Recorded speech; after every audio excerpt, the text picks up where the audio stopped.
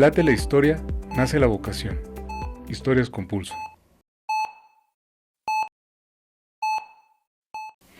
Hola, bienvenidos a este episodio de Historias con Pulso. Hoy tengo como invitada a la doctora Carla Santos.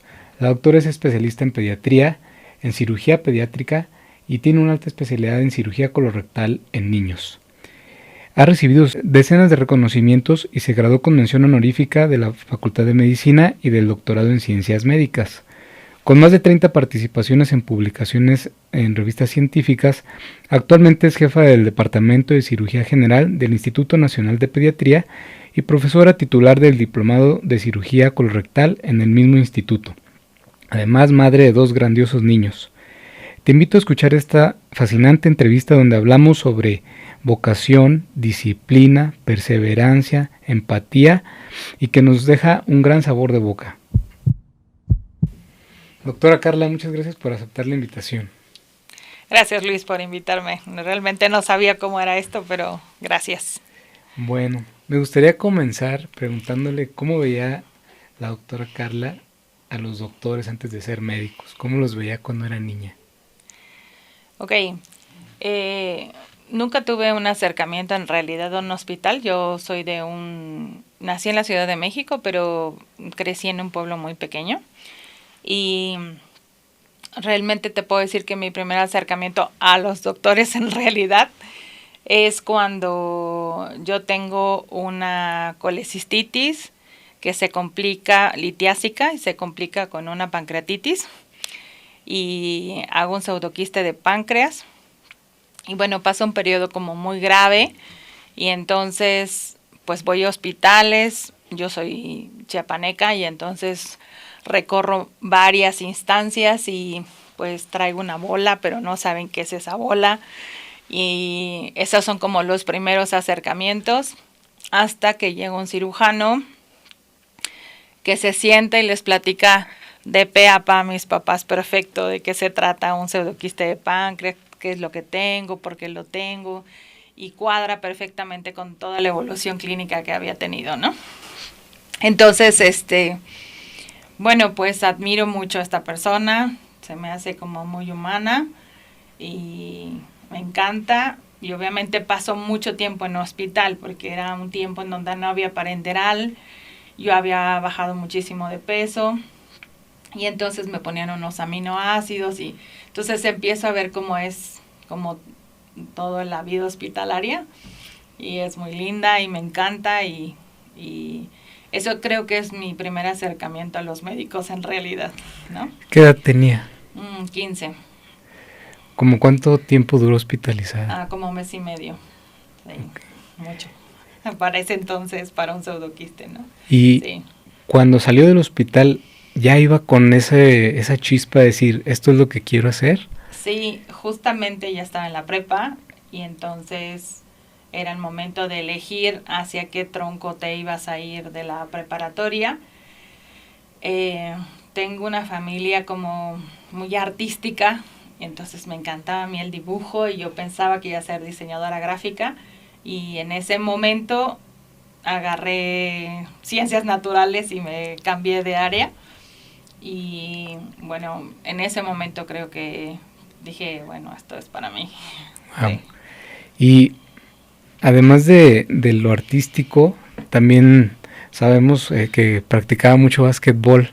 Sí, claro. La carrera de medicina a veces, cuando uno toma la decisión, no se da cuenta o no sabe que va a ser muy demandante. Aunque tengamos o no conocidos médicos, no sabemos que la medicina es tan celosa. ¿Cómo vivió usted ese desprendimiento de las artes, del deporte, cuando entras a la facultad? Pues yo quisiera dar un mensaje diferente porque jugué básquetbol toda la universidad, ¿no? Entonces, jugué desde que estaba en la secundaria hasta que terminé el servicio social, y todos los años fui selección Chiapas, y no solo de mi categoría, sino de las categorías mayores, ¿no? Porque jugabas la juvenil, la sub-18, la sub-21 y la libre, y si te podías colar, pues te colabas en todas las categorías. Y luego Eso es como en la parte, como en la parte municipal o en la parte estatal. Y aparte existe una parte universitaria, ¿no?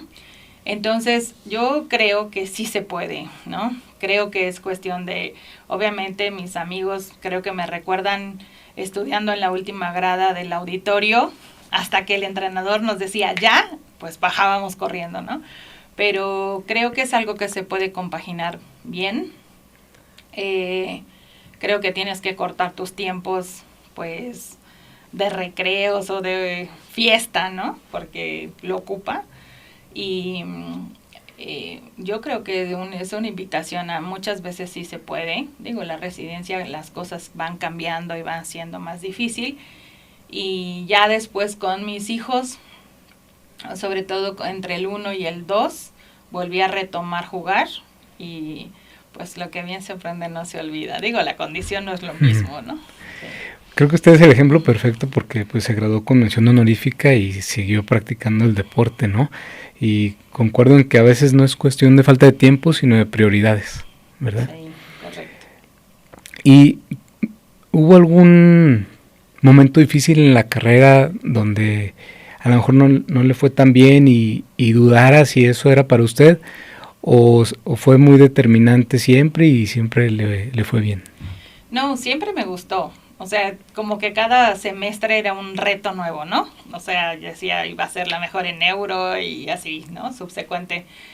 Creo que más bien durante la carrera te encuentras como en toda la parte, no solo de la carrera de medicina, sino en la especialidad y etcétera, te encuentras a personas que son frustradas con su propia vida, creo, ¿no? Y que aprovechando un poquito el poder que tienen, como siendo profesores, como eh, te maltratan de alguna manera. Por ejemplo, yo pienso que una vez yo pedí permiso para ir a un nacional de básquetbol, pedí el permiso, no me fui sin pedir permiso, por supuesto, y regresé y yo estaba reprobada, ¿no? Entonces, no era justo, pues, ¿no? Entonces me acuerdo que el médico era un médico de semiología, entonces me encargué de hacer un manual perfecto de todas las clases y todo el suros ahí adentro. Y después, obviamente, fui al examen final y salí bien.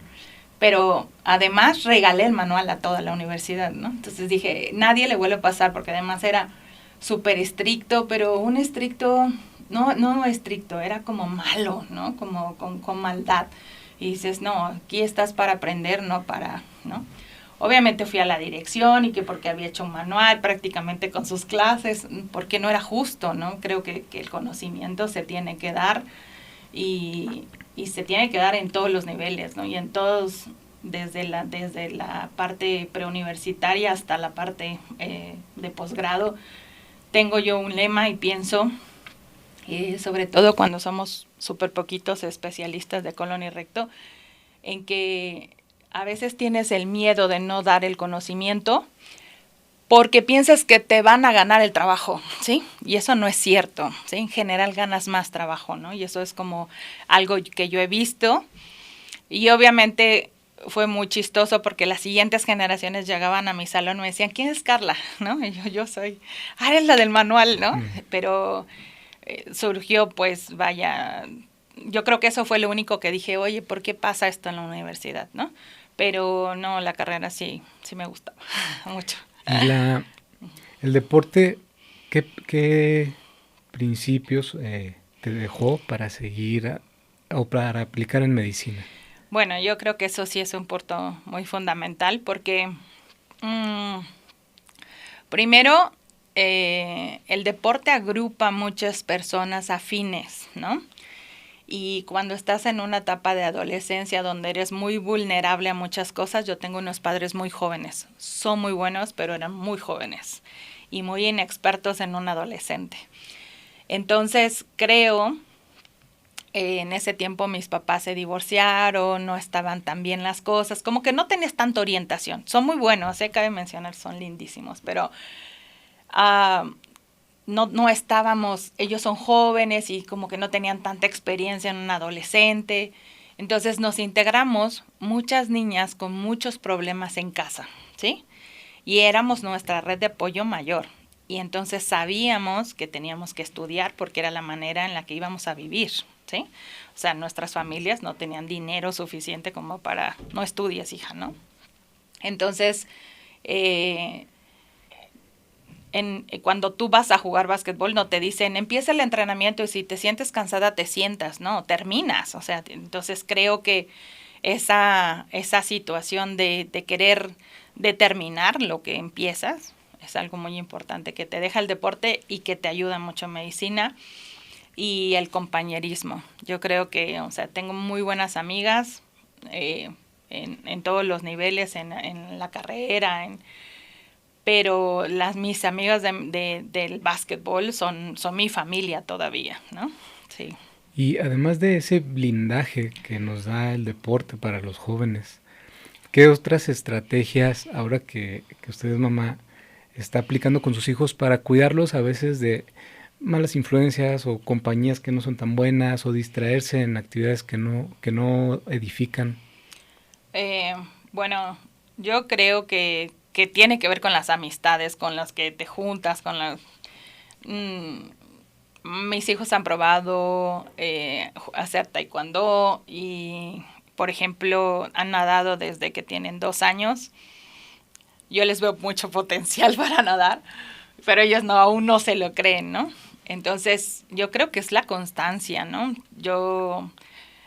Pagamos la anualidad de natación por año y a veces hay días que ellos dicen no. Entonces yo le digo, a veces hay días que no quiero trabajar, pero tengo que hacerlo, es parte de mi obligación y esto es tu obligación, ¿no? Es como cumplir su tiempo, sus metas y no sé, o sea, pienso que nosotros como papás pues les buscamos una buena escuela, les buscamos que rodearse de buenas personas, pero también dar el ejemplo, ¿no? O sea, me toca estudiar y estoy estudiando y ahorita no se puede, ¿no? Y tratar de buscar como momentos sanos de la vida, compramos unas bicicletas y nos vamos y es el momento en el que ellos mejor me escuchan, ¿sí? Como que están tan atentos a vamos a frenar en esta ciudad tan grande y tan llena de semáforos y problemas, vas a frenar, me tienes que hacer caso y es el momento en donde te platican y te dicen mamá, esto no me está saliendo bien, mamá, me gusta esto, ¿no? Y entonces yo creo que el deporte sigue siendo un buen momento de acercamiento con ellos, ¿no? Sí. Sí. ¿Crees que hay alguien más que, así como tú crees en tus hijos, ¿no? Hay alguien más que creyó en ti incluso más que tú misma y que te ayudó esa confianza a salir más adelante? No, no, definitivamente sí, ¿no? Mis compañeras de básquetbol creían demasiado en mí, ¿no? Me decían, no, en ese tiempo, Doggy Hauser, vas a estudiar, ¿no? Cuando yo me gradué, ¿cómo se llama? Mi médico del pseudoquiste de páncreas fue mi padrino de graduación, más como un acto de gracias, ¿no? Y él llegó al internado con una así, toma, todos estos son los libros que tú necesitas, ¿no? Y entonces todo esto es lo que necesitas aprender, esto es de medicina interna, esto es de pediatría, esto es lo que necesitas de cirugía. Entonces siempre hubo como un padrino. Cuando yo vine de Chiapas a México a hacer pediatría y me encantaba, o sea, me encanta la terapia intensiva de una manera impresionante. Y tengo que decirte que yo hice un examen para hacer terapia intensiva en el GIM, por cierto. Y yo, por alguna razón en pediatría me enseñaron a poner catéteres, ¿sí? Y pues el que nada sabe, nada teme. Y entonces alguien me enseñó a poner subclavios y entonces ponía subclavios ahí. Y tengo una anécdota que un amigo me dice, oye Carla, te me llamó una guardia, era mi compañero de año, y me dice, dicen las R mayores que pongas un catéter axilar, porque ya no hay accesos venosos. Y no había accesos venosos. Yo dije, un axilar. Afuera del Hospital General está la librería, siempre pasaba y veía qué curiosidad compraba, y entonces compré un libro de venodisecciones. Entonces saco mi libro de venodisecciones, pongo la mano del paciente, veo bien cómo está todo, y hago mi disección axilar, ¿no? Pongo mi catéter y entonces me volteo y le digo, oye, Noé, ¿cuántas axilares has puesto? Y me dice, ninguno. Y las R's como que se van a decir, ¿por qué Carla puso esto? Pero bueno, pues ya está puesto, ¿no? Yo estaba muerta de miedo, pero bueno, ponía muchos accesos venosos. Y un cirujano del hospital donde yo estaba, que hice pediatría en el Hospital General de México, llegó y me dijo, ¿Ya te inscribiste al examen de cirugía pediátrica? Y le dije, no, voy a hacer terapia intensiva. Me dijo, estás loca, vente. Entonces habló con los profesores, me dieron permiso de salir, fuimos al instituto, pagó mi inscripción al examen. Me dijo, tienes que ser cirujana, tienes manos, eres muy buena, de verdad, date una oportunidad. Entonces sí, siempre ha habido alguien que me va ayudando, que me va, ¿no? Coacheando, y he tenido suerte, ¿no? O sea, la verdad es que yo creo que he sido, como residente, fui una buena residente, siempre estuve como atenta, me encantaba, ¿no? Si había algo más que hacer, yo, ¿no? Si era procedimientos, obviamente. Y entonces creo que esa parte de la disposición te va poniendo en buenos caminos porque la gente te va viendo y es propositiva, ¿no? Y entonces te van ayudando, ¿no? Sí, claro.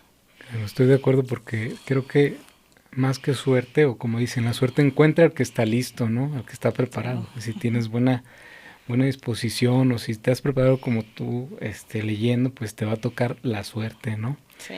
Y resumiendo todo esto, ¿qué opinas de esa frase que dicen que infancia es destino? No sé, tal vez sí.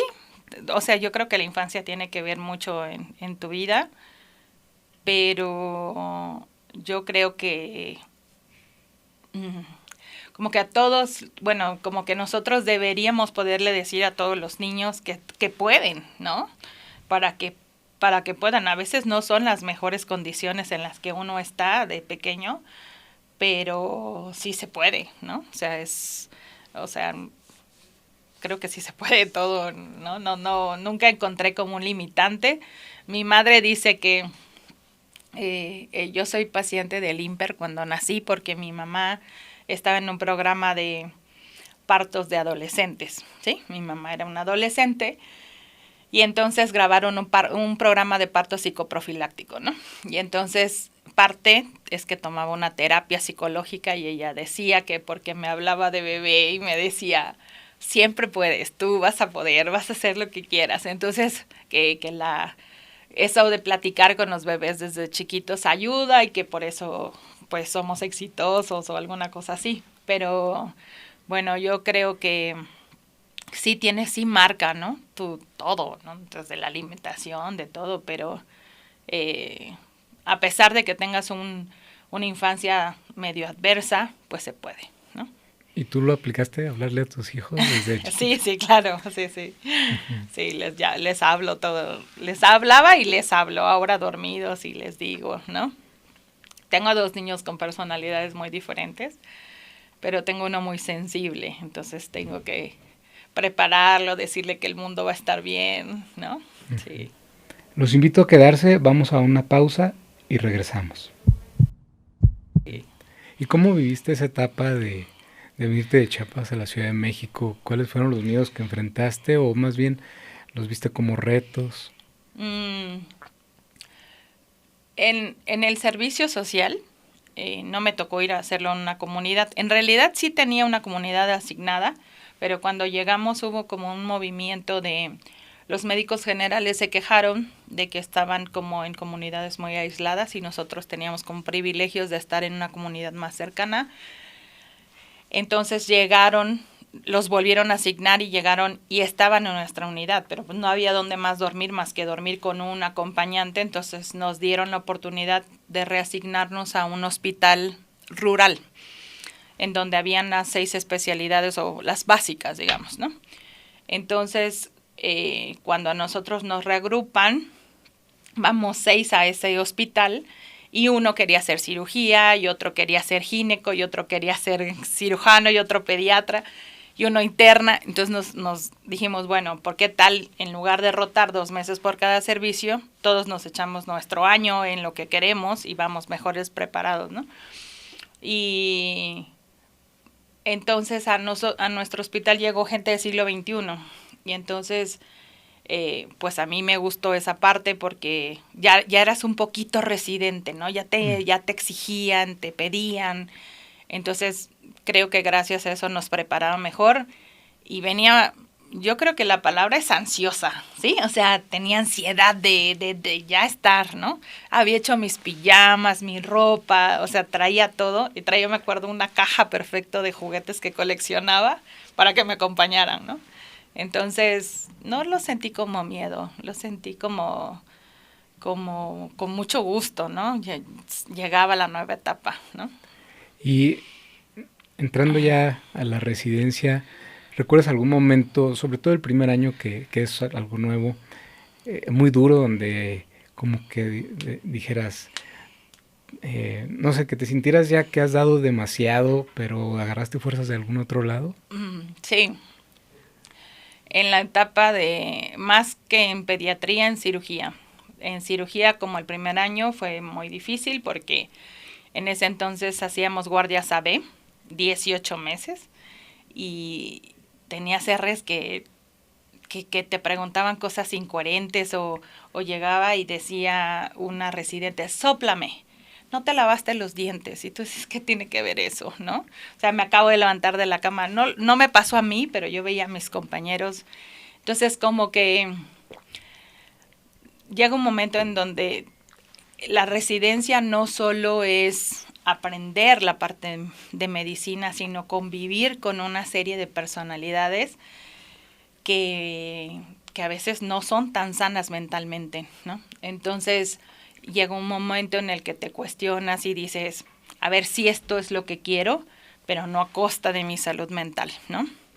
Entonces sí hubo una semana en donde tuve que hablar con mi profesor de la carrera, de la especialidad, y le dije, me voy. Y me dijo, tómate una semana de vacaciones y vamos a platicar en una semana, ¿no?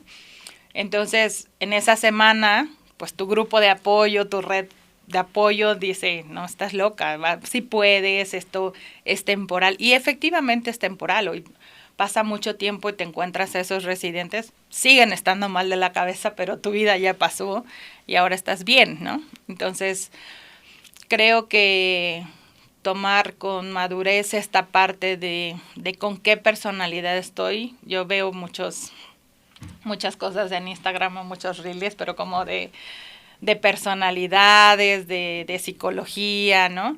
Y la gente da lo que puede dar, lo que tiene, ¿no? Y a veces no tiene nada y lo que te da son puras cosas malas. Entonces en ese momento tienes que frenar y decir, no eres para mí, ¿no? Yo soy diferente, ¿no? Entonces, pues creo que en esta parte de esa madurez es donde reside que sobrevivas un poco a esas personalidades.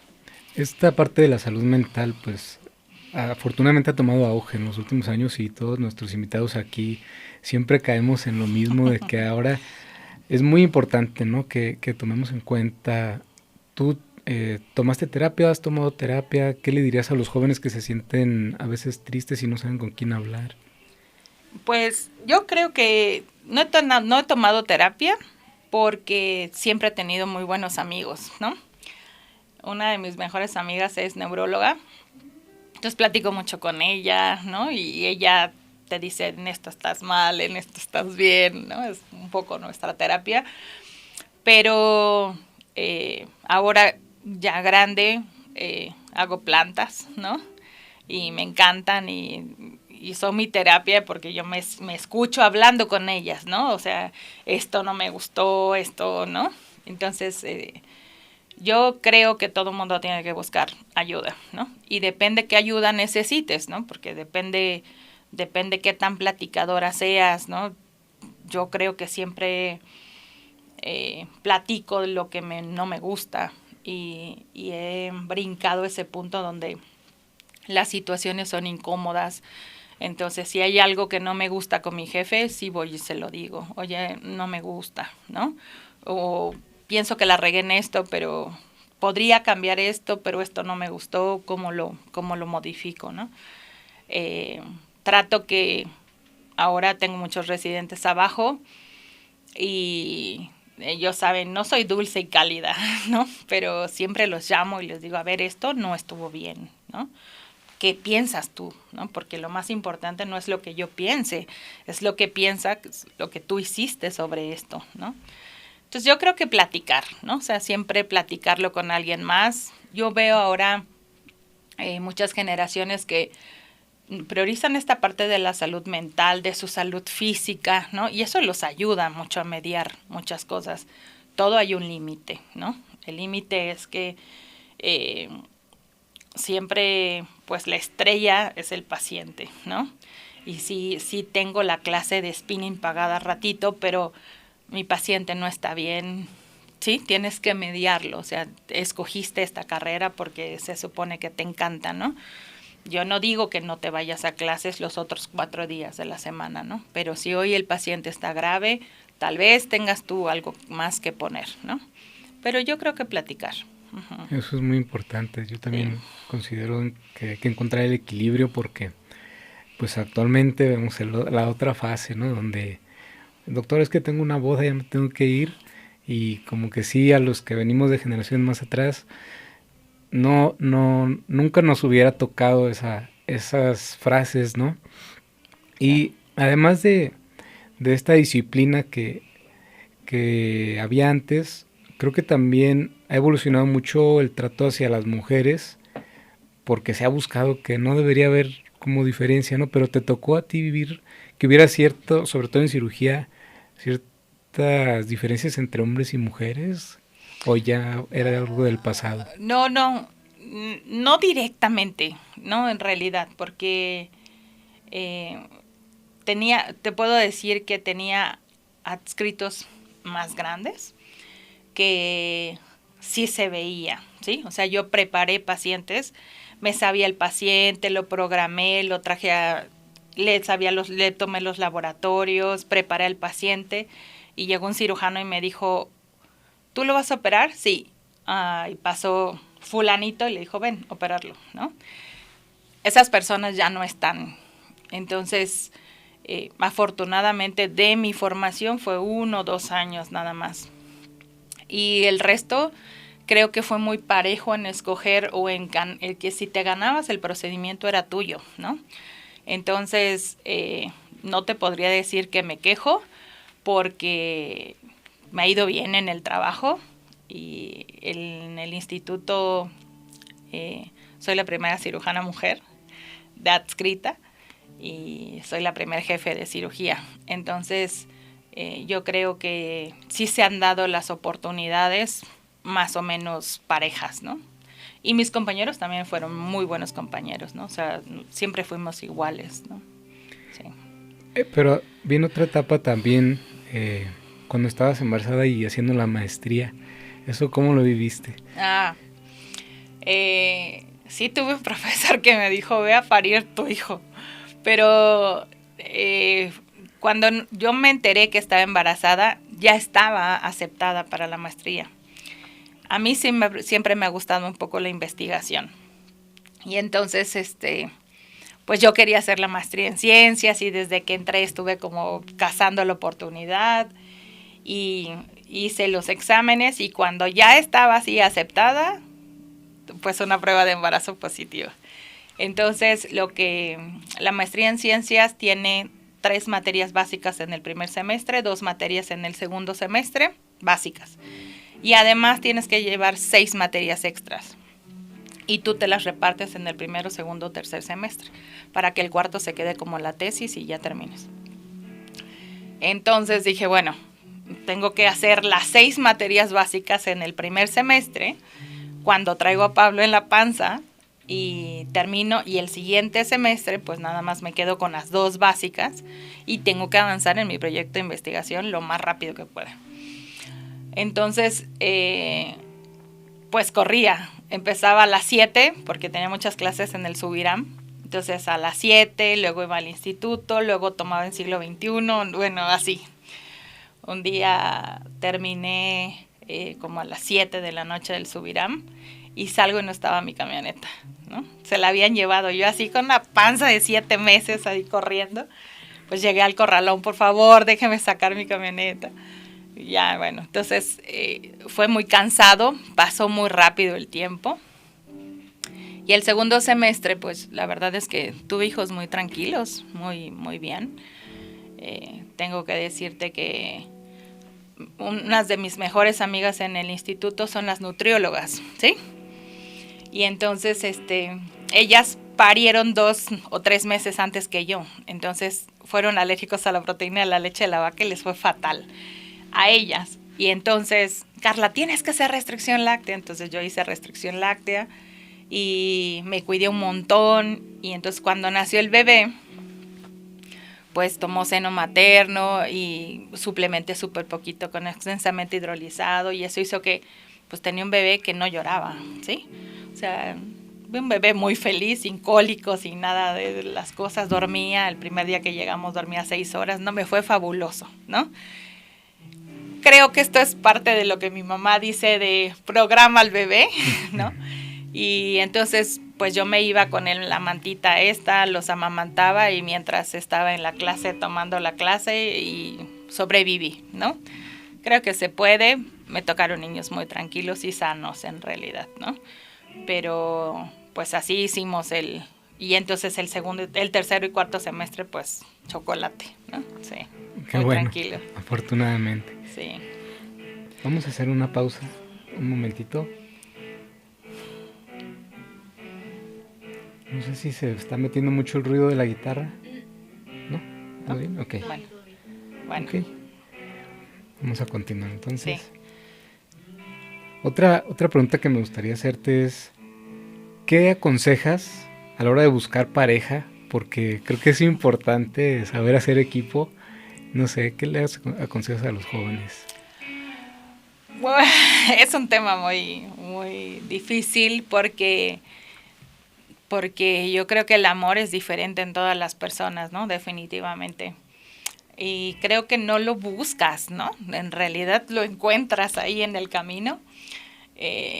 Yo había tenido un noviazgo muy largo y luego otro noviazgo cortito, muy intenso. Esa persona falleció y después realmente estaba como muy tranquila, muy... Yo veo a veces ahora muchas mujeres que cuando vas a terminar la residencia estás como, pero no he hecho nada más en mi vida que estudiar, ¿no? Y a veces las veo un poco como angustiadas, como, híjole, esta parte de mi vida no, y sobre todo tu ciclo de ser mamá se te está terminando. Yo pienso que te tienes que relajar un poco y va a llegar así suavemente y lo vas a encontrar. Y yo pienso que como en todas las relaciones, y no solo en las médicas, como en todas las relaciones, te tiene que entender perfecto. No es fácil entender a una mujer cirujana, y más cuando estás apenas recién terminando y te llaman y tú sí, ¿no? Porque no puedes rechazar el trabajo, ¿no? Entonces, creo que solo que una persona que te comprende y te entienda, ¿no? Soy afortunada porque me lo llevo a trabajar conmigo, pero yo pienso que tomarlo con tranquilidad, ¿no? Y escoger bien, porque uno no te puedes dejar escoger porque siento que el tiempo se acaba, ¿no? Creo que no, al final de cuentas no está bien. Y aunque pues no somos un podcast de psicología ni nada, pero ¿qué focos rojos podrían ver hombres y mujeres en su pareja cuando somos médicos y que digas, esto te va a traer problemas después? Pues yo pienso que del momento que te cuestionan por qué no llegaste a la hora que quedaste que ibas a llegar, creo que ahí tú no te está entendiendo de qué se trata, ¿no? Y creo que una parte de vivir con prisas en la medicina y sobre todo en cirugía está fatal, ¿no? O sea, uno tiene que operar de una manera tranquila, no sé, hemos aprendido a no llamarnos tanto, aunque haya cosas, ¿se puede resolver? Sí. ¿Se puede esperar? Sí. Entonces pasas al siguiente punto. Pero yo creo que esta parte, ¿por qué no estás haciendo nada malo en el hospital en general, ¿no? Entonces, yo pienso que la confianza es fundamental, ¿no? Y que te entiendan que estás trabajando. Hay gente que es muy rápido, hay gente que es muy lenta, ¿no? Pero está haciendo su trabajo. Entonces, yo creo que ese es el foco máximo rojo, ¿no? Sí. Ujú. Y pasando a tu especialidad, me gustaría que nos compartieras cómo se llega a ser un cirujano colorectal pediatra en México y qué es un poco de esto para los jóvenes que a lo mejor nunca han escuchado. Sí. Bueno, para ser cirujano pediatra no deberíamos de ser pediatras completos. Tiene sus ventajas, definitivamente. A mí que me encanta pediatría, tiene sus ventajas. Pero el PUEM dice que para que tú seas un cirujano pediatra tendrías que hacer 1 año de pediatría, 4 años de cirugía y después podrías aspirar a alguna de las altas especialidades, ¿no? Cirugía pediátrica colorectal es una alta especialidad, como las son otras como cirugía oncológica, como urología, ¿no? Y cardio. ¿Y quién más tenemos? Tórax en mi Tórax. hospital. Entonces, bueno, trasplante también ya es un alta. Entonces, y después, actualmente es 1 año más, ¿no? Entonces, ahorita creo que el programa autorizado lo tiene el Hospital Infantil de México y el Instituto Nacional de Pediatría, así que podrías hacer 1 año más de cirugía pediátrica colorectal. Y es una especialidad que es muy nueva porque la primera especialista yo soy y fue en el 2011, 2012. Y entonces yo me acuerdo que cuando yo fui a presentar, unos de mis maestros me dijeron, pues solo, ya sabes, lo que vas a aprender son a poner enemas, ¿no? Entonces es más que eso, es muy vasto la parte pélvica porque involucra mucha parte en nuestra especialidad, un poquito urológica, un poquito ginecológica y mucho colorectal y mucho abdomen catastrófico. Entonces te afianza muy bien la confianza de trabajar el abdomen, de trabajar los tejidos, de trabajar el intestino, la pelvis que todo el mundo le tenemos como miedo cuando eres residente. Así que esas son las maneras de poder hacerte cirujano colorectal. Vamos a una pausa y regresamos. En, en tu caminar como cirujana colorectal hay algunos momentos seguramente donde has visto la evolución favorable de pacientes que te llenan el corazón. ¿Te recuerdas alguno que hayas dicho, justo, creo que este es el momento que me tenía la vida preparada? Creo que por eso elegí cirugía colorectal. Sí, fíjate, hay muchos, porque han fallado muchas anastomosis o llegan con el recto completamente cerrado, sin esperanza. Y tengo en mente una niña que la conocí y estaba en una cama de hospital privado.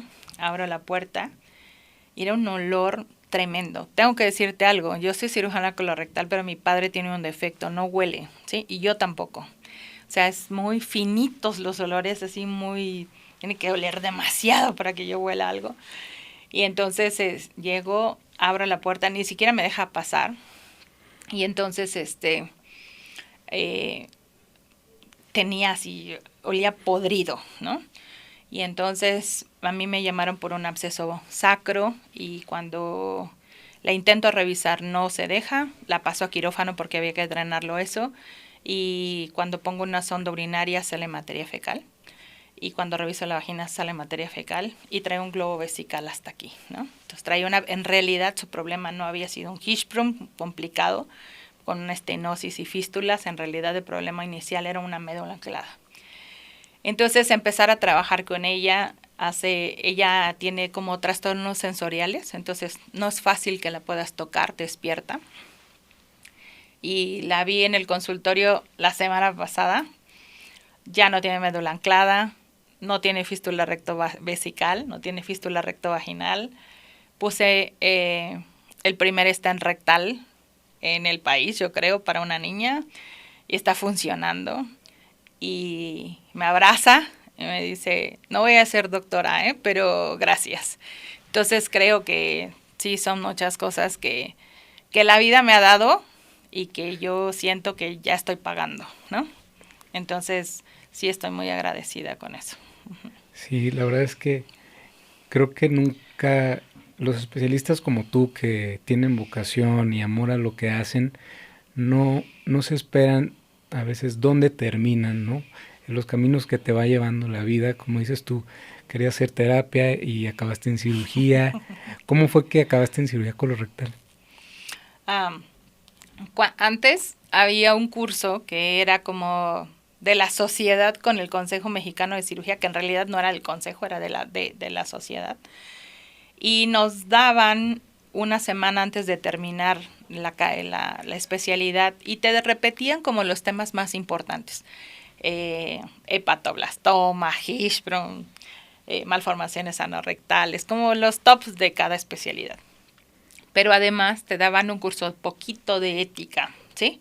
Y te hablaban y te decían qué es el consejo y qué es la sociedad, para que entendieras de qué se trataba una institución académica versus una institución que califica a los pares. Y entonces, cuando estaba haciendo ese curso, llegó, yo quería ser uróloga, entonces me gusta mucho la parte funcional, ¿no? La parte de cómo, de todo lo que es vejiga neurogénica, de disfunción vesical. Entonces, durante la residencia del cuarto año, del último año de cirugía, conseguí una rotación en el Children's de Boston y me fui a aprender urodinamia. Y en realidad con la persona que fui a rotar, él hacía la clínica de piso pélvico, y entonces había como mucho amor a eso. Cuando yo regresé, el jefe de urología del hospital me dijo, Carla, te vas a quedar con nosotros en uro. Yo estaba fascinadísima, ¿no? Estaba encantada, pero él quería que las cloacas no las lleváramos, ¿sí? Entonces, de cirugía general a urología y tratar todos los trastornos de disfunción vesical. Pero cuando termina, voy al curso el doctor de la Torre, que es el que hace la técnica de transanal, anuncia que va a ser una alta especialidad, que no tiene el reconocimiento universitario, pero que lo está trabajando y que por lo menos va a haber un reconocimiento del hospital. Entonces yo llego y le platico al jefe de uro y le digo, ¿qué cree que va a hacer esto el doctor de la Torre? Entonces me dice, te vas. Y yo me voy. Sí, te vas, porque es la manera de traernos las cloacas a cirugía, a urología. Y entonces, pues no tenía tanta idea en realidad, y con estos comentarios de los adscritos de vas a ir a hacer enemas y sí había dudas. Y entonces había salido un seminar de colorectal. Entonces me lo leo completo y hago mi carta de motivos, la envío y entonces me entrevista y pues ya tengo que decir algo, las cosas han cambiado. Antes como que el vestimento formal era irte con unas zapatillas, con zapatillas del 10, pasé todo un día, ¿no? Y ahora vamos de tenis. Y entonces ya me quedo en cirugía colorectal con el fin de traernos las cloacas a la parte urológica. Y bueno, hay unos cambios en el instituto y me habla el nuevo jefe de cirugía y me dice, Carla, si regresas al instituto, pero no a uro y vienes a colon, ¿no? Entonces, pues así fue en realidad como me metí o me colé en colorectal. Sí. Wow, pues como te decía, nunca sabes dónde vas a acabar, ¿no? Creo que lo Sí. importante es ir haciendo lo que te gusta con la pasión que tú nos estás mostrando y la vida te va poniendo más y más en las manos, ¿no? Sí. También me gustaría preguntarte si de estos casos complejos como el de la niña que nos platicaste, has tomado algunas enseñanzas que aplicas para ir modelando tu forma de vivir, ¿no? O sea, los pacientes nos enseñan a veces mucho, por ejemplo, decías tú, la paciencia, algo más que te haya enseñado algún caso difícil. Mira, yo pienso que una cosa que podría decir, no sé si voy a contestar exactamente lo que me dices, es que hay médicos para todos los pacientes, ¿sí? Y eso quiere decir que no es que 100% hagas clic, ¿no? Pienso que los pacientes que son para mí son pacientes que saben que soy mamá, ¿sí? En todos los ámbitos, ¿no? Tanto en el medio privado como en el medio hospitalario, ¿sí? Mi respuesta es, yo también, que yo sé la problemática de cada paciente, ¿sí? O sea, sé, por ejemplo, cuando unos papás están divorciados y los papás se llevan fatal, pero a los dos les importa el hijo, ¿no? Entonces sé cuando les doy informes a uno, ¿sí? Esto es lo que necesito que le transmita al papá, ¿no? O cuando tengo que hablar con los dos. Creo que en eso y habrá gente con la que no compagines, no existe la forma de que seas tú el médico, ¿no? Que no hagas clic, sobre todo lo digo en parte de medicina privada, ¿no? Entonces, las enseñanzas, te vas haciendo un médico más viejo y vas aprendiendo a tratar a los pacientes, ¿no? Y vas aprendiendo a conocer a las familias, ¿no? Entonces, ahora una indicación que a una familia, sé que no se la tengo que repetir 2 veces, hay familias a las que tengo que platicar. ¿Qué entendiste? Sí, ok. ¿Qué vamos a hacer? ¿Cuál es el siguiente paso? Y entonces a gente que le tengo que escribir en el WhatsApp al final de la consulta, esto es lo que nos sigue, ¿no? Entonces, no sé, he aprendido mucho comunicación de redes sociales, pero la he aprendido al día a día, ¿no? O sea, platico mucho con ellos. A veces siento que no me pudieron entender suficiente y ese es el mensaje del día de mi Instagram, ¿no? Entonces pongo muchas cosas porque sé que la señora le va a mostrar el Instagram a su familia, ¿sí? Y entonces van a decir, sí, esto es lo que tiene. Y a veces me escriben, ¿esto lo puso por mi hijo? Sí. Ok, gracias, ya entendí, ¿no? Entonces, pues creo que eso, comunicación, lo vas aprendiendo poco a poco. Me gusta ese mensaje, sobre todo para los que a veces van empezando su consulta y todo, que te frustras de que algún paciente no regresa, pero coincido contigo de que los pacientes que son para ti, pues se van a quedar contigo y si no van a buscar otra opción, ¿no? Claro, sí, sí. Donde se sientan a gusto. Hablando de hijos y maternidad, también hay una frase que muchos dicen, no, yo moriría por mis hijos, pero a veces creo que es mejor aprender a vivir bien, ¿no? Enseñarles a vivir bien. ¿Qué opinas de eso? Sí, o sea, es algo que se dicen día a día. Yo les digo que a ellos, claro que me encantaría que fueran médicos, ¿eh? O sea, sí me fascinaría, pero los apoyaría que fueran lo que fueran, ¿no? Pero eso de, o sea, es como, no es que les enseñes una cosa, ¿no? Si les enseñas a levantar el plato, a ser empático, ¿no? O sea, a veces ellos tienen una fiesta, mamá, no nos vas a llevar tú, hoy no, tengo esto y les explico, ¿no? Esto es lo que tengo que hacer y voy a terminar más o menos a tal hora y te voy a alcanzar en esto, pero mañana tenemos la bicicleta y mañana no paso visita, mañana, ¿no?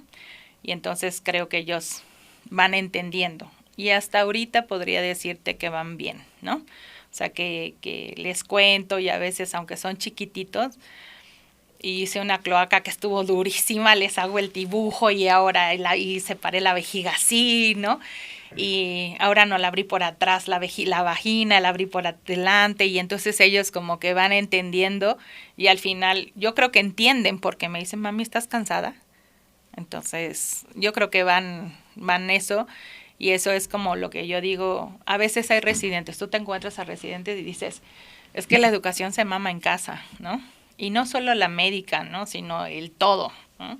Y parte del todo es enseñarles, acabarlos de pulir a ellos en las enseñanzas de la vida, de cómo tratar, ¿no? De escucha la versión de la mamá, ¿no? De no le dio el medicamento, a ver, venga, ¿qué pasó? No tengo dinero ni para comer, ¿no? Te entiendes perfecto, ¿no? Uh-huh. Sí. Y esta parte, ¿tú te has preparado como mamá leyendo libros de maternidad o has ido con esta experiencia con las demás familias? ¿De dónde podemos aprender? Bueno, la que más me ha enseñado es mi propia madre, porque ella lee por mí y me cuenta, a ver, tienes que leer esto, ¿no? Yo creo que ahora aprendemos mucho también por redes sociales, ¿no? O sea, aprendemos. yo tengo una familia neurodivergente, ¿sí? Y eso es que tengo a un hijo con altas capacidades, pero muy sensible y con problemas con sensoriales. Y bueno, tú conoces a mi esposo y es algo muy similar.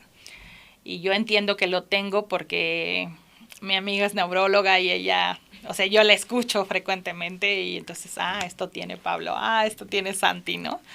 Tengo un sobrino autista también. Entonces, desde que creo que todos tenemos un poquito de algo, porque pues todo es un espectro, ¿no? De cosas. Y creo ahora, por ejemplo, voy manejando y escucho como podcast o escucho cosas de neurodivergentes que aplica mucho para la vida de todos, ¿no? Y entonces creo que eso aprende, mi cabeza tiene siempre como una pesa, ¿no? Esto no me gusta, fue significativamente malo, pero esto te está bueno. Bueno, voy a decir que esto, nunca hablo cuando estoy enojada, ¿sí? O sea, siempre dejo pasar un momentito, ¿no? O mi esposo me conoce y me dice, ¿no quieres hablar? No, ok. Y rato después, ¿qué pasó? No, pues es que esto no me gustó, ¿no? O me siento mal por esto. O él me ayuda a buscar la solución para esto, ¿no? Entonces, creo que nos falta entender mucha neurodivergencia en realidad y que cuando ya te metes en este tema y te mezclas, empiezas a entender mucha vida de los demás, ¿no? Entonces creo que pues eso sería un buen consejo, ¿no? Sí. Sí, aprender sobre el tema, ¿no? Leer. Porque creo que la empatía la podemos desarrollar y entre más conocimiento tengamos, pues más empáticos, más podemos comprender, ¿verdad? A Sí. todos los demás. Y sí somos neurodivergentes todos un poquito, ¿no? Sí. Sí, sí. Me gustaría también preguntarte si hay alguna frase o mantra que más le repitas a tus hijos día a día, ¿no? Más o menos hemos hablado de que tú puedes hacerlo todo. ¿Con qué más te gusta marcarlos para que se lo lleven siempre en el corazón? Como que decirles algo que son importantes para mí, ¿no? O sea, por ejemplo, uno tiene muchos lunares, ¿no? Y yo le digo, ¿dónde están mis lunares preciosos? Es que eres un niño increíble, ¿no? Y le digo, sobre todo el grande, porque le digo, no, a veces no estoy tanto contigo porque siento que puedes, pero sé que me necesitas, ¿no? Y entonces tú no dudes, o sea, me hablas por teléfono. Todo el mundo dice, no le des un celular, no lo usan, ¿sí? Pero lo tienen, ¿sí? Porque no me tienen que llamar a través de la abuela, ¿sí? Me tienen que llamar ellos directos y decirme, en este momento tengo este problema, ¿no? Entonces trato de no regañarlos, ellos solitos vienen y se acusan y me dicen, hijo, le hice esto, ¿no?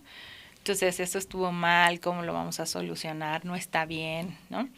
Y una cosa que yo creo que aparte que les digo que los adoro todos los días, ¿no? Muchísimo y que cuentan conmigo para lo que quieran, es que yo creo que les enseñamos que la honestidad es muy importante y que a veces te tienes que tragar tu orgullo, todo y ser honesto, porque la verdad siempre sale a la luz. Entonces como que con eso son sus bases para ir creciendo y moverse un poco seguros, ¿no? Excelente. Me gustaría también preguntarte si tienes algún logro que consideres el mayor, seguramente a lo mejor son varios, ¿no? Empatados, algún logro que recuerdes y que digas, este me lo voy a llevar para siempre.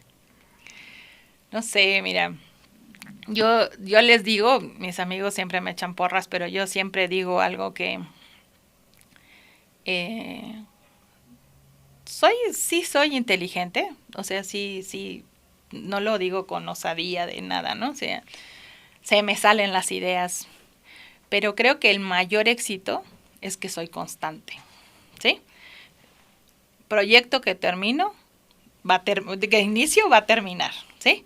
y lo hago, y persevero, ¿sí? Y no me salió, y me corrigieron esto en el artículo, y entonces lo vuelvo a hacer, ¿sí? Y vuelvo a preguntar. No tengo pena de preguntarle a las personas qué piensas de esto. Lo puedes leer, me puedes criticar, ¿no?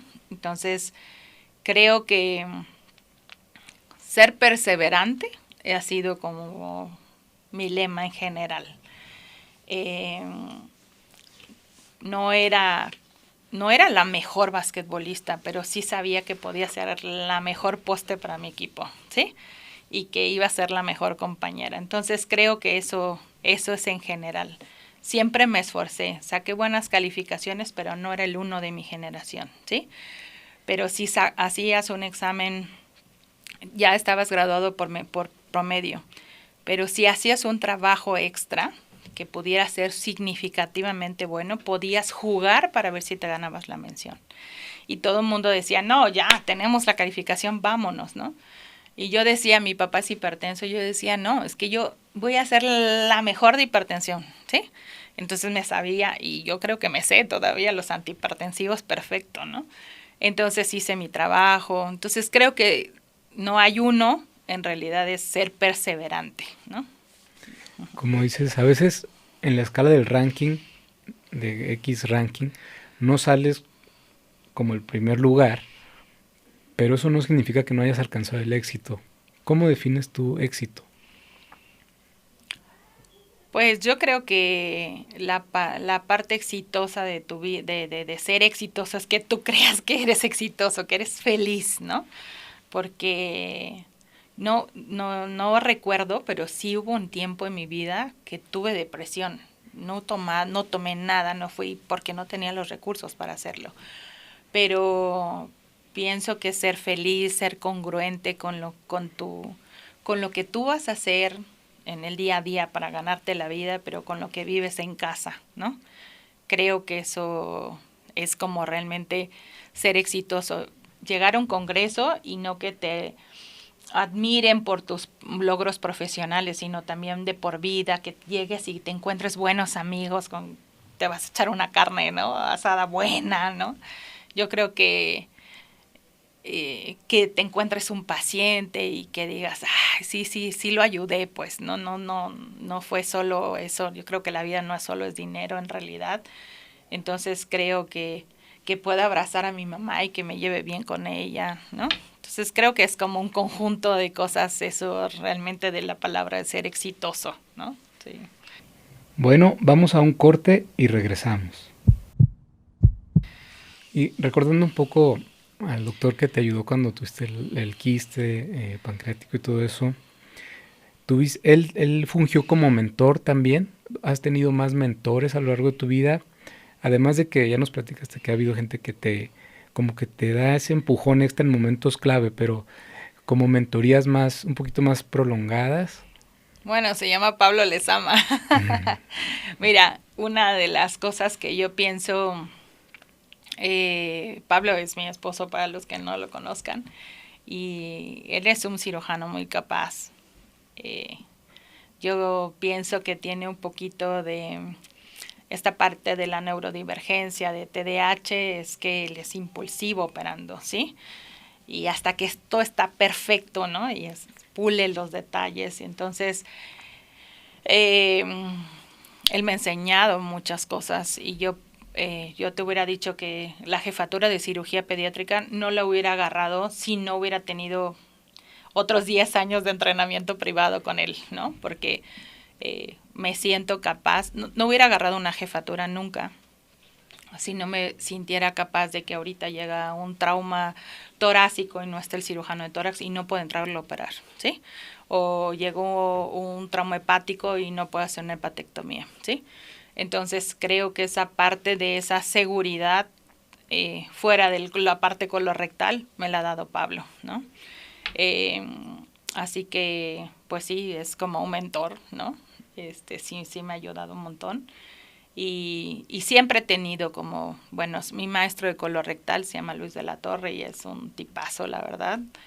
Y pues le aprendí todo lo que podía, yo lo jugaba porque le decía, voy a escribir un libro que diga los secretos que el de la torre no dice, ¿no? Entonces siempre, siempre he sido como que me pego a los adscritos y trato de sacar lo mejor de su vida privada y de su vida quirúrgica, ¿no? Sí. A veces tenemos figuras que admiramos, pero nos da un poco de miedo, ¿no? Acercarnos porque nos imponen mucho. Entonces, en esta parte de buscar mentorías, ¿tú qué le aconsejas a los jóvenes, a los que están empezando en la residencia o a lo mejor en medicina, acerca de pegarse, como dices tú? Yo siempre me acerco, ¿no? No, yo creo que nunca hay que tener pena, ¿no? O sea, lo que no te quedó claro en una conferencia, acércate, porque tal vez esa es la única oportunidad que tengas para volverlo a recibir, ¿no? Eh, Pienso también que todas las personas tienen algo que enseñarte, ¿sí? Y así, por ejemplo, en la parte colorectal hay muchas otras escuelas también, ¿sí? Y entonces nosotros generalmente todos los mexicanos venimos en una sola escuela, pero también me gusta leer lo que hacen las otras personas, ¿sí? Y digo si están bien, si no están bien. Y he pedido un permiso moral para a estas personas para ir a este grupo y aprender qué están haciendo. Entonces creo que todas las personas al final te tienen algo que enseñar, sea del bando que sea, y uno tiene que estar abierto, buscar, tocar puertas, escribir, ¿no? Eh, eh, y hay muchas oportunidades que uno no sabe que tiene, ¿no? Por ejemplo, un día llegó al instituto, te hablan de como recepción y era una revista con un papelito escrito que decía, me encantó tu trabajo, todos los autores pueden venirse a rotar con nosotros, les pagamos los tickets de venida y les damos $1,000 porque sabemos que van a dejar pues de ganar, ¿no? Entonces tú tienes que escribir, ¿no? Tienes que buscar esa oportunidad porque vas a encontrar algo que te va a beneficiar, y entonces ahí, por ejemplo, en una de esas rotaciones aprendí a poner toxina botulínica, ¿no? Entonces siempre hay cosas y darse uno la oportunidad, ¿no? Una cosa que te tengo que decir es, por ejemplo, que yo había tomado cursos de inglés súper básicos, ¿no? Y no leo, pero no hablaba bien, nada bien, ¿no? Y hay una presentación mensual de un caso, ¿sí? Y entonces yo me lo propuse como meta, voy a presentar. Y si están las grabaciones y las primeras grabaciones, y mi marido decía, por favor, Carla, ¿no? Y hasta que aprendí a pronunciarlo, ¿no? Y entonces es algo que hago cada mes y sé que me quita tiempo y a veces tengo sueño, ¿sí?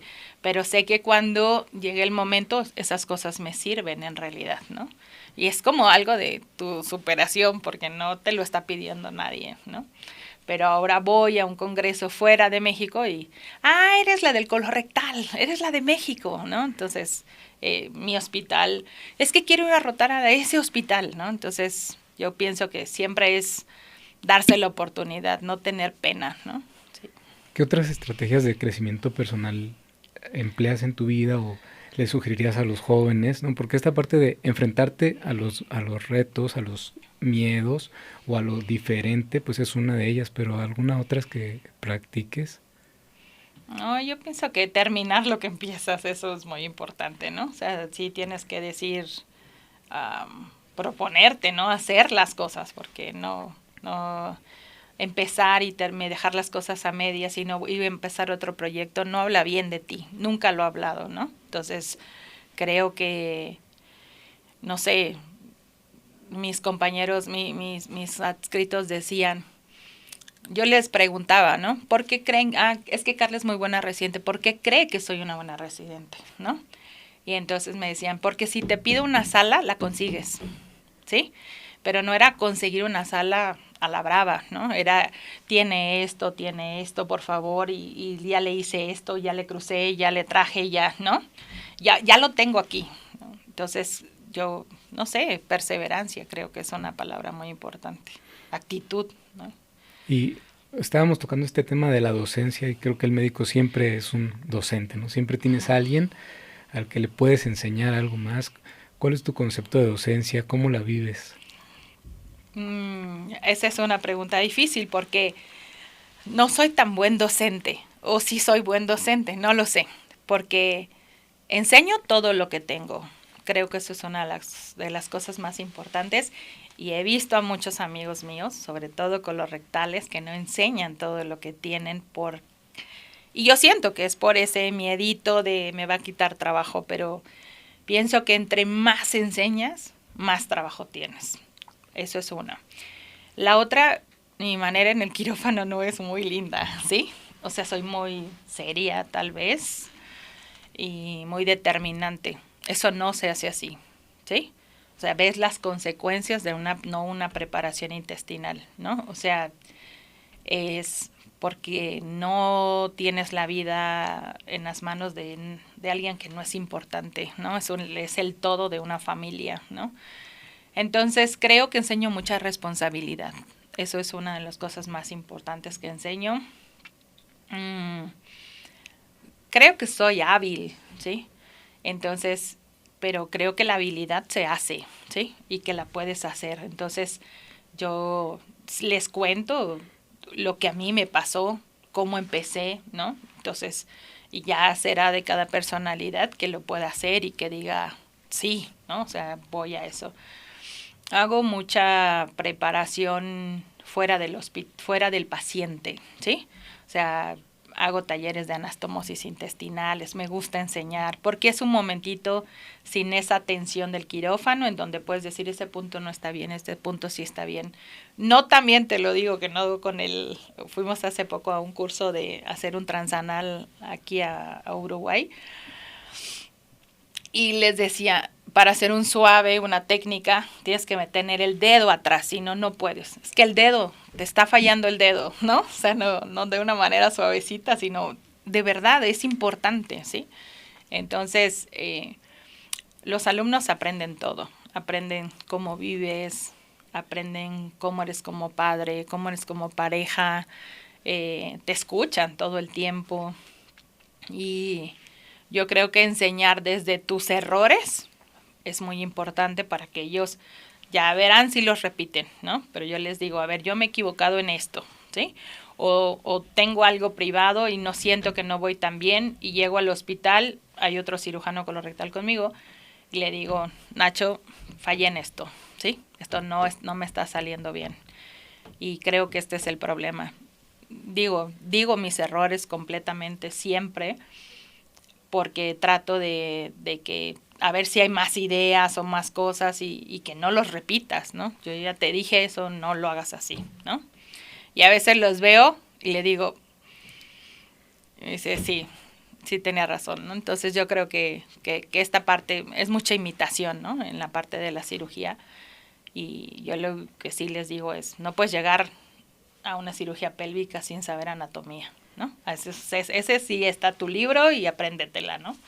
Entonces, lo básico sigue siendo lo básico, ¿no? Lo demás lo enseñamos.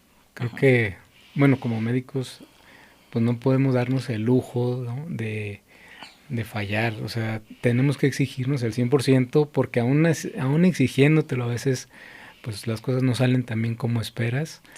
Sí. Y pues a veces los jóvenes no lo toman bien, ¿no? Pero pues se podrían llevar hoy es que si alguien te dice que por ahí no es porque ya intentamos y por ahí no fue, Sí. ¿verdad? ¿Qué, qué opinas de que a lo mejor ha cambiado un poco el papel o cómo perciben al médico en la sociedad y a veces tiene que ver con las redes, con las series y todo esto? ¿Crees que ese papel que antes se tenía de el médico como un ejemplo a seguir se ha modificado por esta parte de como en la cultura popular? Yo pienso que ha cambiado el concepto porque ya antes era ese médico autoritario, ¿no? Y ahora creo que tienes un médico más jovial, más amigable, ¿sí? Mm, no sé, mira, es que hay de todo, ¿no? O sea, hay gente que tú como médico estás viendo las redes sociales de otro médico y dices, no, así no, ¿no? Entonces, pero yo te repito lo mismo, hay médicos para todas las poblaciones, ¿no? Entonces, no sé, en el instituto la gente es muy agradecida, ¿sí? O sea, yo a veces platico que a veces doy una consulta de 5 minutos, pero depende de la calidad que la das, es como, ¿no? No sé, se me ocurre ahorita algo de, viene una señora, ¿cómo está su otro hijo, no? Y entonces si me dice, no, pues se lo dejé encargado a mi cuñada, ¿no? Ah, sí, y sé que el otro hijo está en silla de ruedas, ¿no? ¿Y va bien? Sí. ¿No necesitas nada de aquí? No, no necesito. Ok, ¿cómo vamos con las dilataciones de él? No, pues vamos bien. A ver, levántale. Yo te detengo los pies y tú le haces la dilatación. Quiero ver cómo la haces. No, mete un poquito más el dilatador. Ok, ya lo logramos, sí, estás bien. Tal fecha es tu fecha de programación de cirugía. Necesito que programes el colograma distal. No entiendes también. Entonces te hago tu solicitud, bajas a primer piso, regresas conmigo y te checo si sí ya quedó programado y no te digo cuándo vienes. No me tardé 5 minutos, ¿no? Entonces creo que hay muchos médicos porque los vemos, ¿no? De todas las especialidades y todo diferente. Ya estaba platicando con unos amigos. A ver, yo puedo dar una consulta en 5 minutos, pero mi amiga de neuro no lo puede dar en 5 minutos, ¿no? Entonces depende, ¿no? Como todos los tipos, pero también tienen que entender que uno come, que uno duerme, que uno es mamá, que hoy no te dio tiempo de más que hacerte una colita como hoy, pues así, ¿no? Te tienen que conocer en el día a día y tienen que conocer que también eres una parte humana. Me encanta esto de vivir en pijamas quirúrgicas. Yo de chica decía, mi mamá me decía, Carla, vístete bien. Y yo decía, voy a ir en pijama y de tenis a trabajar. Y se reía, ¿no? Y yo voy en pijama y de tenis todos los días. Y los pacientes me conocen y creo que los respetos esto es respeto, pues me refiero a cómo se veían antes, te lo vas ganando como de diferentes maneras, ¿no? Como decías, a veces hay diferentes especialidades. ¿Y qué le dirías a los jóvenes que a lo mejor dicen, no, yo no quiero hacer una residencia, me gusta más una maestría o el aspecto administrativo? Y en un México donde te enseñan que si no eres el especialista, a lo mejor ya no eres un buen doctor. Yo creo que que hay muchas cosas. Ahora que estoy en un puesto administrativo también, admiro mucho, en el hospital hay 4 mujeres impresionantes, ¿sí? Que ahora con estas nuevas políticas de que si el dinero viene por Hacienda y de los procesos, ¿sí? Entonces yo llego y pido. Y entonces me dicen, mira, en la partida fulana de tal nos quedó este concepto. A ver, ¿qué es lo que vamos a pedir? ¿Una sustitución de material o un material nuevo? ¿Sí? ¿Lo has pedido antes? ¿Cuál es tu clave de compendio nacional? Entonces vas aprendiendo muchas cosas y vas aprendiendo a respetar todas esas áreas súper diferentes, ¿no? Entonces creo que México necesita todos los tipos de médicos, ¿no? O sea, yo que estudié medicina en una provincia, a mí no me prepararon para ser un médico especialista, ¿sí? Tuve la fortuna de que muchos de mis compañeros eran hijos de médicos especialistas y entonces sabía por dónde era el proceso de un examen porque un tío de un amigo nos dijo, ¿sí? Pero a nosotros nos prepararon para ver diabetes, hipertensión, y yo estaba segura de que iba a ser una super médico general. No salía fuera de mí que iba a ser un especialista. Cuando fuimos terminando, nos fueron diciendo, oye, hay una especialidad, hay un examen, y se hace así, tú pones tus opciones, ¿no? Entonces, creo que todos jugamos un papel sumamente importante, seas especialista o no, y qué es lo que tú mismo vayas a tratar, ¿no? Entonces, así como yo pienso que yo me esforzaba por ser un supermédico general, también me tocó llegar a ver a mis abuelos y decirles, ay, hijas, me cambiaron el antihipertensivo, pero me siento súper mal. Y entonces voy a ver el antihipertensivo y veo propanolol cuando ella tiene una cardíaca de 60 y ahora tiene una cardíaca de 40. Oye, sí dices, oye, sí te invito a que estudies, ¿no? O sea, no hay el antihipertensivo porque no te llegó ese antihipertensivo, pero ese no es el que le toca a mi abuela, ¿no? Entonces creo que todos podemos hacer un México mejor en cada quien en lo que le gusta. Y si así seas un administrativo, tienes que ser alguien súper bueno, ¿no? Como estas niñas de mi hospital, ¿no? Y hablando de la formación en México versus otros países, ahora que seguramente conoces médicos de otros países, ¿qué le dirías a los chavos que a veces no saben si quedarse a estudiar en México, si intentar emigrar? ¿Qué tiene México para ofrecer? Hijo, México tiene pacientes, ¿no? Yo creo que la formación de médicos es muy buena en México y creo que, o sea, en nuestro ámbito que es pediatría o cirugía pediátrica tenemos todo, ¿no? Tenemos niños, tenemos tecnología, tenemos, podríamos decir en colorectal que somos algo de punta, ¿sí? Yo conozco muy cerca urología porque he ido a rotar a muchos hospitales urología y también creo que somos punta en tratamiento, somos muy buenos, ¿no? Entonces creo que depende de lo que tú quieras de calidad de vida posterior, ¿no? Si tú quieres un hospital en donde solo vayas a trabajar, desgraciadamente México no nos alcanza para vivir con lo de una institución pública, tenemos que trabajar en una institución privada y eso nos desgasta mucho.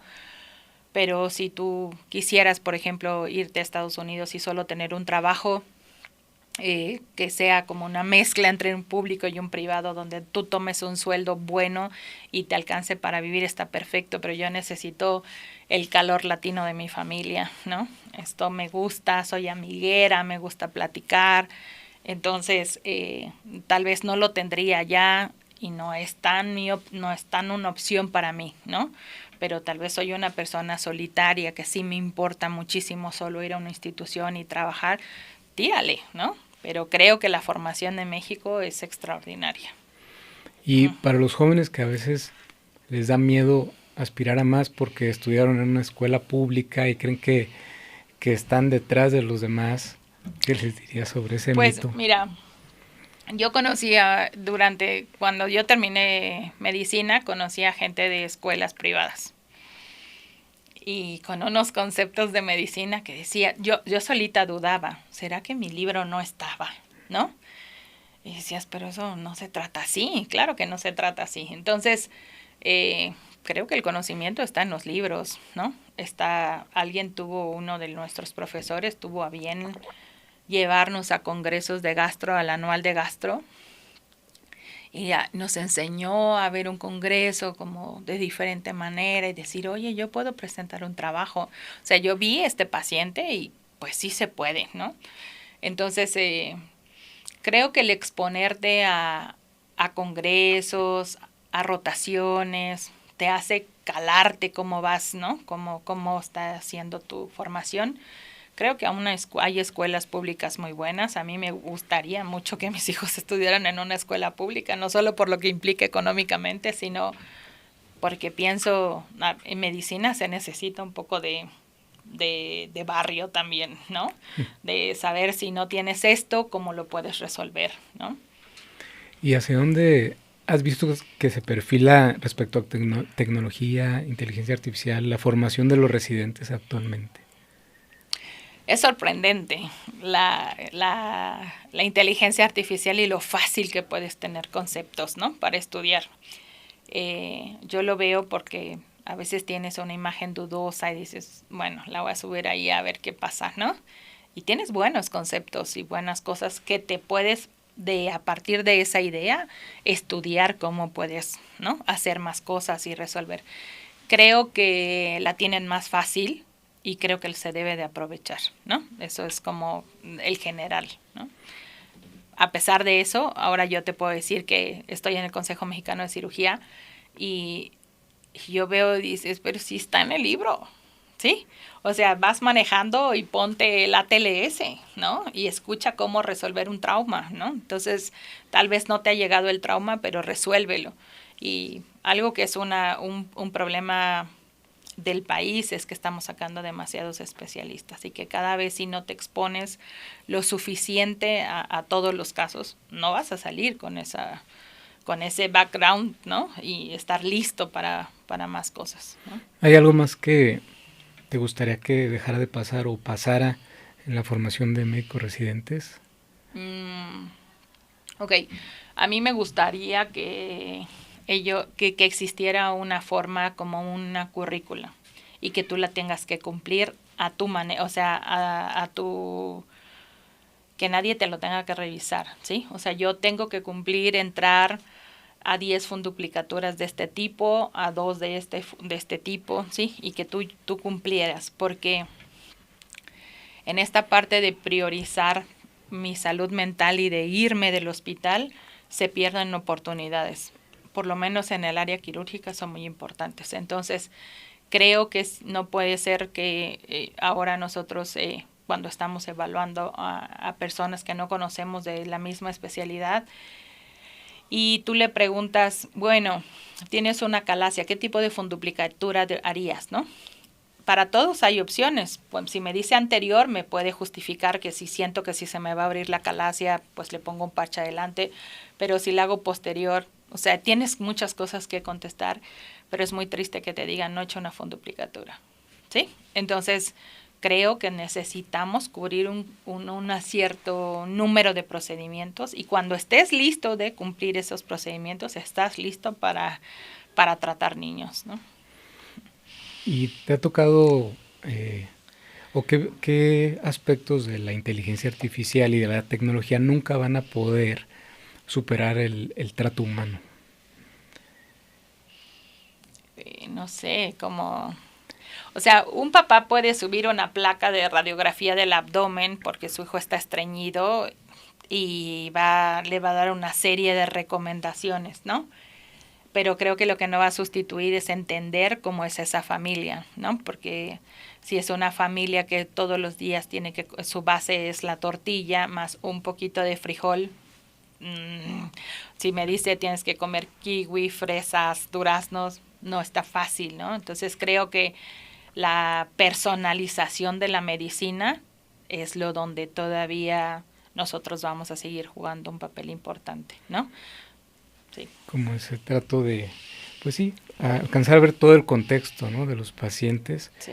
y más en los problemas crónicos, como dices tú, las familias que tú tratas son malformaciones que realmente modifican todo el entorno, como Sí. cualquier enfermedad crónico-degenerativa. Claro. ¿Qué le dirías a la Carla a los 18 años que estaba por entrar a medicina, si pudieras ir a darle un consejo? Ay, no sé. Pues que el camino va a ser un poco difícil, que se va a perder muchas cosas de casa, de familia, de celebraciones, ¿no? Pero que todo va a valer la pena, definitivamente, sí. ¿Cuáles son las cosas que más agradeces de haber estudiado medicina? Pues que puedo ayudar a mi familia, que cuido a mis hijos, soy pediatra solo para ellos. ¿Qué puedo decirte? No sé, viajo mucho. Nunca hubiera pensado que medicina iba a viajar tanto. Mi papá me dice, sí, sí trabajas, ¿no? Y no sé, como que tengo muchos amigos, no sé, como que hago algo que me gusta, sí, que me apasiona, que no hay semanas en la que no me levante y diga, voy a hacer esto y puedo cambiar esto y voy a probar esto, ¿no? Entonces, no es tan monótona la parte esta y no sé, me ha dado la oportunidad de enseñar a jóvenes, de que ellos me enseñen a mí, ¿no? A veces estábamos haciendo una presentación con mi esposo y le digo, no, pues métele videos ahí, grábate la tomografía. ¿Cómo? Le dije, no, aquí en esta opción. Ah, bueno, entonces todo se ha ido, ¿no? Mezclando de situaciones, pero a la Carla de 18 sí se puede, ¿no? Eso es lo único que le diría. Sí, pues sí, sí puedes, ¿no? ¿Y qué legado estás preparando para dejar? A lo mejor no conscientemente, pero a lo mejor si empiezas a pensar en la etapa que estás, ¿qué legado te gustaría dejarle a tu familia, a los demás que lleguen al Instituto Nacional de Pediatría, a los que quieran ser cirujano colorectal? Pues yo lo que ya estoy dejando para el país o para Latinoamérica es buenos cirujanos colorectales, ¿sí? No me he quedado absolutamente con una cosita del conocimiento y creo que esto se va a replicar y creo que con el mismo amor que yo veo, ya los veo a ellos, entonces creo que ellos van a hacer a su vez van a contagiar y van a enseñar lo que pueden enseñar. Creo que ese es como mi mayor legado. Me falta todavía, voy a terminar un libro, como tips, trucos y cosas así especiales en los procedimientos que no hacemos de forma convencional, como los pasos críticos para el residente de cirugía pediátrica. Y pues quiero escribir un libro de complicaciones en cirugía colorectal. Y tengo muchos proyectos todavía. Hace poco yo hice laparoscopía en mi formación, pero no soy laparoscopista, no soy así súper que yo diga, yo hago esto, ¿no? Y ahora en colorectal hemos hecho más cosas, pero siempre con mucha desconfianza, ¿no? Entonces acabo de terminar un máster en laparoscopía, entonces mi siguiente meta voy a hacer una máster en laparoscopía en 2 años, y después pienso que los cirujanos colorectales no hacemos colonoscopía, ¿sí? Y necesitamos integrar ese conocimiento, entonces es mi meta del siguiente, y después hacer un supercurso y enseñar esto, ¿no? Como con un poco de humildad, de decir, oye, yo lo hice esto me falló, ¿no? Entonces todavía hay muchas metas. Excelente. Sí. ¿A tus hijos con qué imagen quieres que se queden de ti? ¿Cómo que te gustaría que te recuerden? En realidad como una mamá deportista, ¿eh? Sí, o sea, me gustaría que, no sé, como una mamá que... Nosotros nunca les hemos dicho que estudien medicina, jamás.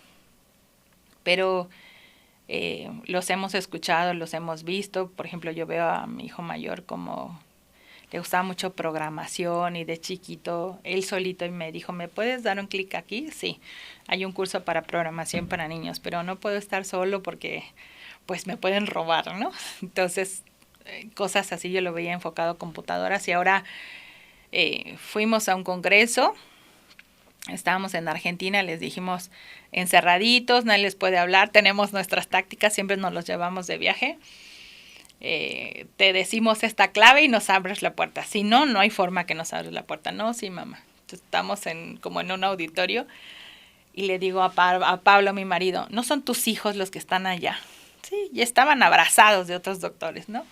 Entonces ya me acerco, y entonces les dicen, porque los conocen, ¿no? De los congresos y de cosas, o que nos invitaron a un asado un días antes, ¿no? Y entonces les preguntan, y bueno, ¿y tú qué quieres ser? Y entonces, es que nosotros queremos ser como nuestros papás. Entonces ya uno dice, yo voy a ser un cirujano de cáncer, y voy y me gusta la investigación. O sea, no tiene idea bien de qué sea esto de la investigación, pero me dice, tal vez estar en un laboratorio, trabajar con cosas que no solo te tengas que ir a operar el cáncer, ¿no? Entonces como que lo veo ahí, ¿no? Y el otro me dice, no, yo creo que tengo habilidades para ser cirujano colorectal, ¿no? Entonces creo que ya están pensando que estudiamos, que nos preparamos, que la vida es así, que hay retos, que claro que la vida cansa a veces, ¿no? Pero que también son felices porque ven la otra parte, ¿no? Ven la parte bonita de irnos a viajar, ¿no? De tener un congreso, de pararse y decir, ellos son mis papás, ¿no? Entonces creo que pues eso es lo que estamos dejando.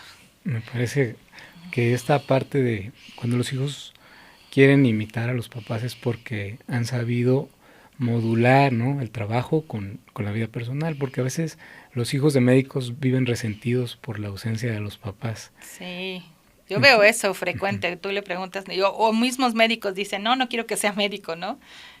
Pablo tiene 2 hijos mayores, Vale está estudiando psicología, y Lucas lo veo apasionadísimo, y yo, o sea, estamos operando porque a veces lo invita para ver, y le preguntas anatomía de la tiroides y se la sabe, ¿no? Entonces yo a veces digo, a ver, es un reto para los jóvenes y para los estudiantes y para los residentes. Claro que te lo tienes que saber, ¿no? O sea, sí pienso que es un poquito imitación, también tienes que tener vocación, pero tienes que tener resistencia, ¿no? Sí.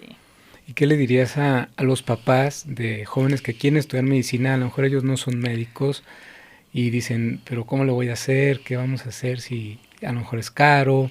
¿Qué les aconsejarías a sus papás? Pues mi madre les aconsejaría que se puede, que yo crecí con copias, ¿no? Que no siempre tienes que comprar el libro, que siempre hay buenos amigos en la carrera que te ayudan a prestarte el libro, a estar con ellos, a estudiar, ¿no? Eh, Creo que económicamente uno puede buscar como las maneras, uno puede trabajar y hacer esto también al mismo tiempo. Yo no te dije, pero en la carrera siempre trabajé en una unidad de hemodiálisis y a la mala aprendí que el sodio bajo impactaba y que cómo tenía que bajar el potasio de forma inmediata, ¿no? Entonces son cosas que son experiencias de la vida, pero uno va aprendiendo.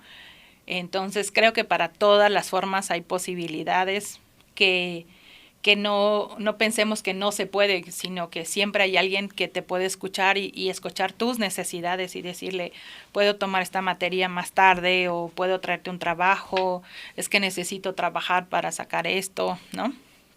Entonces, que todos los estudiantes necesitamos comida y sueño cuando se pueda, ¿no? Entonces, sí agradezco cuando mi mamá me dejaba dormir y me decía, ¿a qué hora tienes que estar despierta? 6:45. Llego exactamente a las 7, ¿no? Entonces, todo ese apoyo fuerte.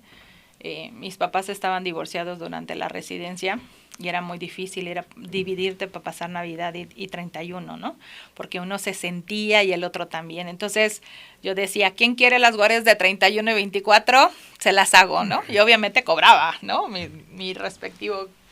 Y mi mamá llegaba a pasar Navidad conmigo al hospital. Entonces se necesita mucho apoyo, ¿no? De familia, de escucharte que hoy estás triste, pero que es tu sueño, ¿no? Que solo necesitas dormir y comer un poquito más, ¿no? Y hablando de esa parte, ¿cómo se vive cuando empiezas a trabajar? Que acabas de residencia y ese primer año de la medicina privada a veces que cuesta trabajo. ¿Tú cómo lo viviste y qué consejo les das a los residentes que recién 5 años tardé en operar mi primer malformación anorrectal privada, ¿sí? Entonces, hoy te puedo decir que el 95% de toda mi medicina es solo cirugía colorectal, ¿sí? Y eso es porque hace poquito operé unas hernias, ¿eh? Pero vivo bien porque, o sea, tiene uno que tener paciencia, ¿no? Porque va a caer, te vas súper especializando y eso en realidad te va dando muchas herramientas para tratar de un... Y luego la consulta se te hace muy fácil porque siempre es lo mismo, porque vas aprendiendo tácticas, estrategias. Entonces creo que solo es paciencia y ser un buen médico. Solito van a llegar los pacientes, es una realidad, ¿no? Excelente. Me gustaría terminar, que nos completaras una frase que hacemos para nuestros invitados. Mi historia tiene pulso, ¿por qué? ¿Por qué tiene pulso tu historia? Pues yo te lo dije ya varias veces. Mi historia tiene pulso porque soy perseverante. Excelente, me gustaría que nos lo firmes. Ajá. ¿Te lo pongo? Sí, por favor.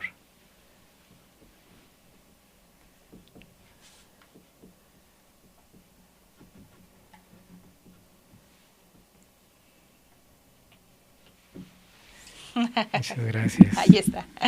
Gracias. ¿Dónde puede la gente saber más de ti, seguirte en tus redes, contactarte? Ok, yo tengo una red social que se llama colorectales, _ninos, porque no dice niños, en Instagram, que es donde más posteo. También posteo un poquito en Facebook. Y es más como para médicos, ¿sí? Pongo trivias, pongo los problemas que me han surgido, hablo un poquito de la vida y de vez en cuando tiro algo para papás, ¿sí? Y esto es como medidas de atención que debes de voltear a ver, que debes de preguntar. Yo soy colorectal, pero me importa mucho que un niño no vacíe la vejiga, ¿no? Entonces, siempre pongo ahí, también pongo un poquito de lo que soy con mis amigos, ¿no? Con mis amistades. A veces pongo a mis niños también, ¿no? Cómo viven ellos esta parte de ser papás. Pero es más que algo publicitario, en realidad es algo como de enseñanza colorectal, un poco, sí. Ok. Carla, pues te agradecemos mucho que nos hayas dado esta entrevista. Creo que hemos sacado muchas virtudes, ¿no? Para llevarnos perseverancia, honestidad, disciplina, y pues no sé si hay algo más que les quieras dejar al público. No, pues agradecerte a ti la oportunidad, Luis, de esto. Es bonito, ¿no? Se siente bien. Y de que uno voltea a ver y dices, todo eso hecho, ¿no? Entonces, pues nada, y decirles que todo se puede, que uno tiene que ser propositivo con la vida, con la gente, con el país, ¿no? Y que tarde o temprano eso regresa a tu vida. Bueno, pues muchas gracias por estar aquí con nosotros. Los invitamos a que nos vuelvan a escuchar la siguiente semana en otro episodio de Historias con Pulso. Gracias. Gracias.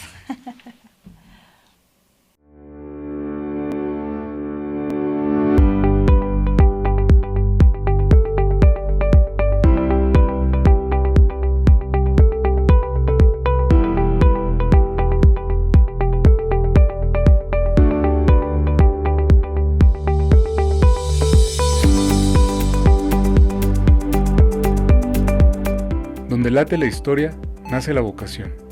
Historias con Pulso.